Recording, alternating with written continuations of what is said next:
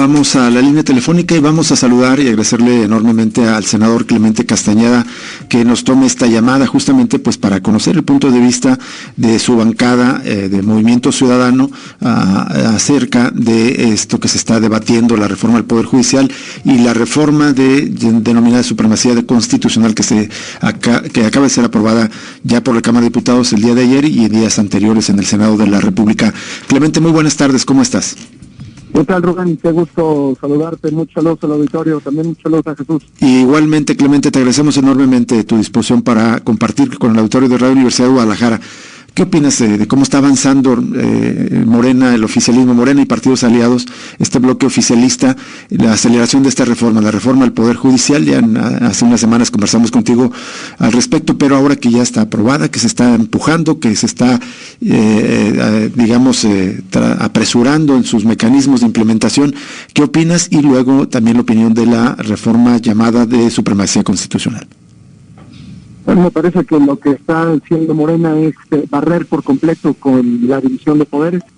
Está tratando de instaurar su visión, entre comillas, del país. Ya se llevaron entre las patas, perdón por la expresión, al Poder Judicial, cuya única intención es capturarlo, no mejorar el sistema de impartición de justicia. Y ahora no solamente, no les bastó con llevarse entre las patas al Poder Judicial, sino también a la Constitución. Es decir, esta reforma de supremacía constitucional no puede ser una buena noticia, porque lo que hace a todas luces es restringir derechos. Y cuando se restringen derechos, pues me parece que podemos decir categóricamente que vamos para atrás.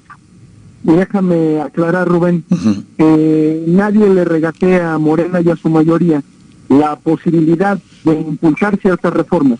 Así lo hicieron en el caso del Poder Judicial. Nosotros creemos que se están equivocando. Lo que me parece que es un sinsentido es quitarle derechos a esta generación y a las futuras para que puedan hacer una revisión de las decisiones de las mayorías. La revisión judicial, eso es lo que están tratando de impedir. La revisión judicial a una reforma constitucional, lo que intenta aquí y en cualquier otro país en donde exista, es evitar los excesos de las mayorías, es evitar la perversión, es evitar que se tomen decisiones erróneas y que queden escritas en el marco constitucional con la única justificación de que lo decidió una mayoría. Dicho en otros términos, lo que intenta la revisión judicial en el caso de las reformas constitucionales es evitar la dictadura de las mayorías, y esto es justamente lo que está ocurriendo en México. Acabamos de hablar con Hamlet de García Almaguer, que como sabes pues es experto en derecho en esos temas y fue impulsor, por lo que entiendo, incluso de la reforma al Poder Judicial, siendo diputado federal en la anterior legislatura, y él hablaba de que ya como está ahora la Constitución le impide a la Corte, al Poder Judicial, revisar una reforma constitucional. Digamos, a lo mejor es un asunto muy de técnica jurídica, que yo no soy experto, pero quiero tu opinión, Clemente. A ver, la reforma de supremacía constitucional obedece a una especie de protección de la reforma judicial. Recordemos que cuando se aprobó la reforma judicial, muchas y muchos dijimos, vamos a ver si la Corte puede estudiar el caso y se pronuncia sobre su constitucionalidad. Es decir, si esta reforma al Poder Judicial cumple con los criterios que han marcado la vida constitucional del país. Digamos, perdón que me extienda, entre muchas otras cosas, si preserva la democracia, la división de poderes y algunas otras cuestiones. Y en ese contexto, la mayoría oficialista decía categóricamente no se puede revisar la constitucionalidad de una reforma constitucional, entiéndase la del Poder Judicial. Así es. Muchas organizaciones políticas, entre otras Movimientos Ciudadanos, presentó una acción de inconstitucionalidad y la Corte le dio entrada a esta acción y la Corte dijo sí se puede revisar la constitucionalidad. Y cuando se revisa la constitucionalidad, se puede revisar tanto el procedimiento como el fondo.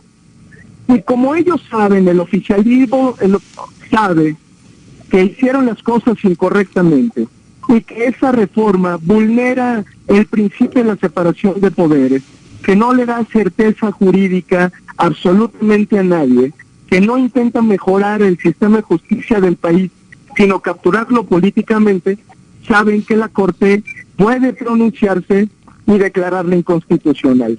Y como respuesta a ello, anteponiéndose, digamos, adelantándose a un posible pronunciamiento de la Corte, es que promueven esta reforma, aprovechando su mayoría constitucional, por cierto artificial, porque no la ganaron en las urnas, sino que la ganaron a partir de una resolución de la autoridad jurisdiccional.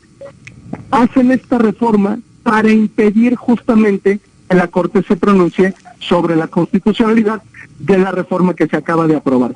Perdón por el galimatías, espero haber sido lo suficientemente claro. Fue claro, sí. Como se escucha un eco en el fondo, no sé si estoy siendo lo suficientemente claro. Te escuchas tú bien acá, Clemente. Lo lamentamos para ti la incomodidad, pero te escuchas bien. Clemente, ¿qué tal? ¿Cómo estás? Te saluda Jesús Estrada. Un par de preguntas nos queda así muy rápido, un par de minutos. Uno es, ¿qué consecuencias puede traer la decisión que toma el próximo martes la Suprema Corte de Justicia de la Nación analizando el proyecto presentado por el ministro González? Y bueno, te dejo esa en principio. Mira, Jesús, eso es justamente lo que está tratando de evitar Morena.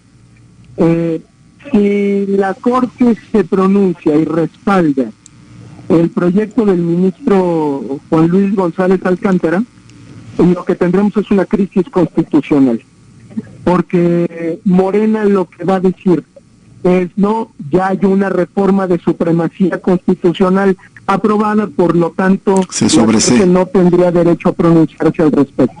Y me parece que es el peor de los mundos. Me parece que lo que debimos haber esperado es a que la Corte se pronunciara, y en función de eso seguir con la discusión y tratar de encontrar una salida política, no tanto jurídica, porque jurídicamente el asunto está entrampado.